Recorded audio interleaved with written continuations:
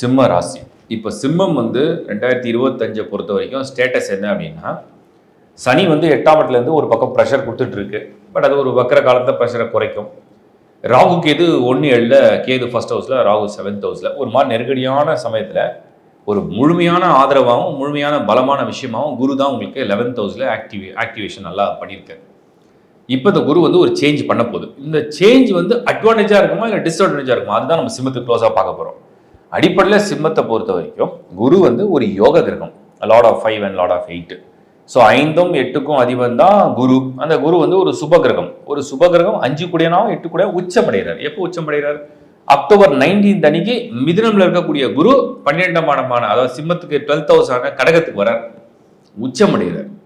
அப்படி வந்து உச்சமடையும் போது அது 19 அக்டோபர்ல இருந்து நவம்பர் 11 வரைக்கும் தான் அந்த உச்ச காலம் நம்ம எடுத்துக்கலாம். சரி, 12 அப்படிங்கிறது ஒரு சப்போர்ட் பண்ணுவான்னு கேட்டீங்கன்னா பண்ணுவோம். எப்படி பண்ணுவோம்னா, சனியை போய் பார்வையிடும் குரு.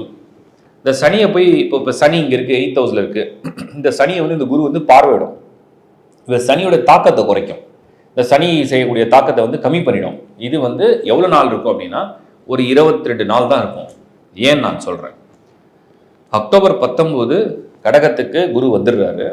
அங்கே வந்து அவர் வக்ரம் அடையலை. ஆனால் நவம்பர் 11ஆம் தேதி அவர் வக்ரம் அடைகிறார், ரெட்ரோகிரேட் ஆகிறார். ஸோ மறுபடியும் பின்னோக்கி அது வந்து போக ஆரம்பிக்கும். அப்படி பின்னோக்கி போகும்போது குரு சனி மேலே குரு பார்வை விழும். பட் வக்ரமடைஞ்ச குரு பார்வை வந்து முழுமையான ஒரு ஒரு சாந்த நிலையை ஏற்படுத்துமா அப்படின்னா ஏற்படுத்தாது. அப்போது அந்த குரு 12th ஹவுஸில் வந்தாலுமே வெறும் 22 நாள் தான் அதை வந்து கொஞ்சம் ஃபேவராக எடுத்துக்கலாம். அதுக்கப்புறம் 12ஆம் இடத்துல குரு வக்ரம், உச்சமடைஞ்சு வக்ரம் அடையுது. ஆல்ரெடி எக்ஸால்டட் உச்சம், அதுக்கப்புறம் வக்ரம். இது நவம்பர் 11th இருந்து டிசம்பர் மாதம் 4ஆம் தேதி வரைக்கும் தான் அந்த கடகத்தில் குரு இருப்பார். அப்போ அதுக்கப்புறம் எங்கே போகிறார்? சிம்மத்துக்கு வருவாரா? அப்படிதான் நீங்கள் நினைப்பீங்க. அதான் இல்லை. அட்வான்ஸ் டிரான்சிட்டுடைய விளக்கம் என்ன அப்படின்னா, கடகத்தில் வந்த குரு திரும்பவும் back to Gemini, back to மிதுனம் போயிடுவார். ஸோ மிதுனத்தில் போகும்போது வக்ர நிவர்த்தி அடைஞ்சு போகிறாரா, வக்ரத்தோட போகிறாரா? அவர் ரெட்ரோகிரேட் ஆகி தான் போகிறார், வக்ரத்தோட தான் போகிறார். அந்த மிதுனத்தில் மறுபடியும் 11th ஹவுஸ் போயிடுறாரு, அங்கே வக்ரம் அடைஞ்சிருவார். அந்த வக்ரம் அடைஞ்ச குரு மார்ச் 11 2026 2026 மார்ச் 11 வரைக்கும் வக்ரத்திலே இருப்பார். இப்போ இது வந்து ஃபேவரான இடமான்னு கேட்டால் ஓகேன்னு சொல்லலாம். சூப்பரான அமைப்புன்ற மாதிரி சிம்மத்துக்கு இல்லை. இன்னும் சொல்ல போனால்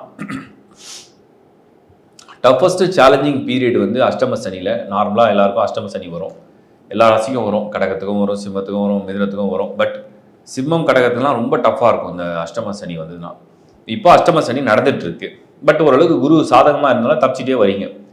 இந்த காலகட்டத்தை நான் வந்து ஒரு ரிசர்ச் பண்ணி பார்த்தேன். அதில் என்னென்னா, சனி அஷ்டமத்துக்கு இருக்குது, ராகு கேது 1-7 இருக்குது, குரு வந்து 12ஆம் இடத்துக்கு வந்து உச்சமடைந்து ஒரு 22 நாள் கொஞ்சம் தாக்கு பிடிக்கும். நிறைய விஷயத்த வந்து ஓரளவு தாக்கு பிடிக்குது. ஒரு மாற்றங்கள்லாம் கொண்டு வந்து திடீர்னு கொண்டு வரும், நல்லதாக இருக்கானா. அப்படியே நவம்பர் 11th வக்ரம் அடையுது. வக்ரம் அடைஞ்சவொடனே திடீர் எதிர்பார்க்காத விரயம், எதிர்பார்க்காத மாற்றம், எதிர்பார்க்காத சப்போஸ் உடல்நிலை எதுவாக இருந்தாலுமே சொல்கிறேன், எதிர்பார்க்காத விஷயங்கள். அது மறுபடியும் என்ன பண்ணுதுன்னா ஜெமினி மிதுனத்துக்கே போயிடுது, 11th ஹவுஸ்க்கே போயிடுது.